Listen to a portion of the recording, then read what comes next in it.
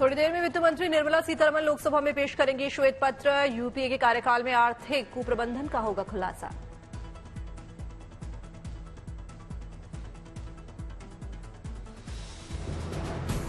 राज्यसभा में सांसदों के विदाई समारोह में शामिल हुए प्रधानमंत्री मोदी। आज 56 सांसद हो रहे हैं विदा।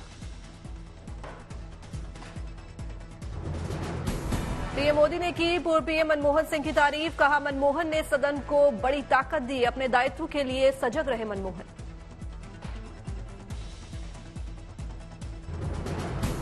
पीएम मोदी ने कोरोना काल को किया याद। कहा, कोरोना काल को कभी भूल नहीं सकते। कोरोना काल ने बहुत कुछ सिखाया।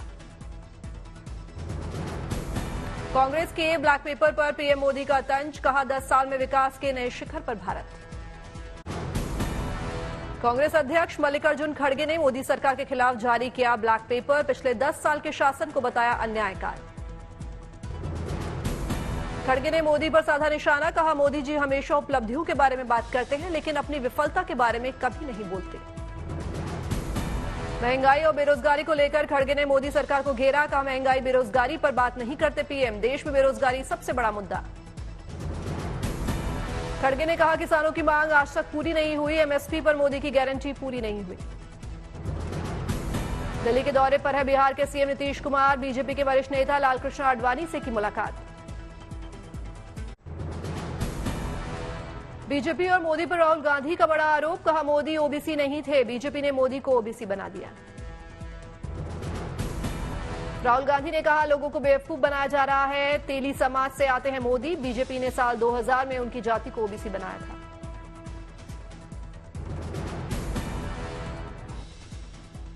एक बात, जब भी आपके पास बीजेपी के कार्यकर्ता आएंगे, उनसे एक बात पूछना कि भैया ये जो आपका प्रधानमंत्री है, इसने पूरे देश को झूठ बोला कि ये पिछड़े वर्ग का है। ये तो पिछड़े वर्ग का पैदा नहीं हुआ था, ये तो जनरल कास्ट का आदमी है। ये पूरे ओबीसी वर्ग को झूठ बोल रहा है, बेवकूफ बना रहा है। पीएम पर राहुल का प्रहार। कहा, करोड़ों का सूट पहनते हैं और खुद को गरीब और फकीर कहते हैं। सुबह शाम नई ड्रेस पहनते हैं और खुद को ओबीसी बोलते हैं। राजस्थान के बजट में कई बड़े ऐलान। 70,000 नई नौकरियों की घोषणा। गाय पालकों के लिए किसान क्रेडिट कार्ड की तर्ज पर गोपाल कार्ड दिया जाएगा। केंद्रीय मंत्री अनुराग ठाकुर का केजरीवाल पर निशाना। कहा, जो कभी भ्रष्टाचार की आवाज उठाते थे, आज भ्रष्टाचार के दलदल में फंसे हुए हैं।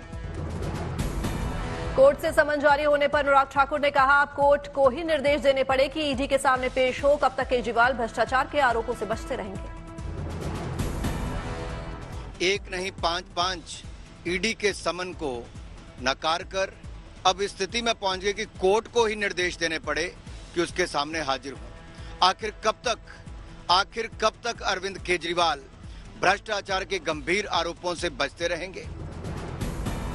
कांग्रेस पर भी बरसे अनुराग ठाकुर। कहा, 2014 में कांग्रेस घोटालों से भरा देश छोड़कर गई थी। कांग्रेस 10 सालों में ये देख नहीं पाई कि मोदी के कार्यकाल में देश कहां तक पहुंचा। हैदराबाद में एनआईए ने माओवादी कनेक्शन को लेकर छापा मारा। वरिष्ठ पत्रकार और वेदम पत्रिका के संपादक एन वेणुगोपाल के घर छापा।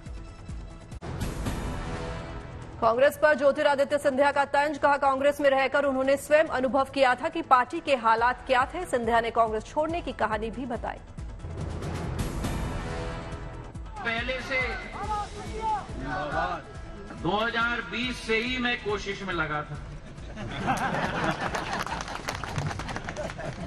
अब आप देख लो, मेरी 3-3.5 साल की मेहनत है कि आज ज्योतिरादित्य सिंधिया ने दिग्विजय सिंह पर भी किया वार। कहा, अवसर परस्त लोग जाएं दिग्विजय सिंह के पास, मैं दिल का रिश्ता बनाता हूं।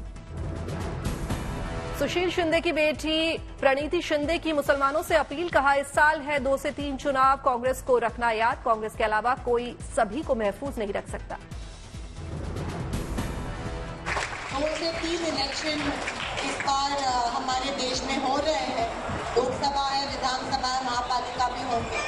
तो हम सबको याद रखना है कि कांग्रेस के सिवाय अभी कुछ रहा नहीं जो हमें महफूज रखेगा, हमें सुरक्षा देगा।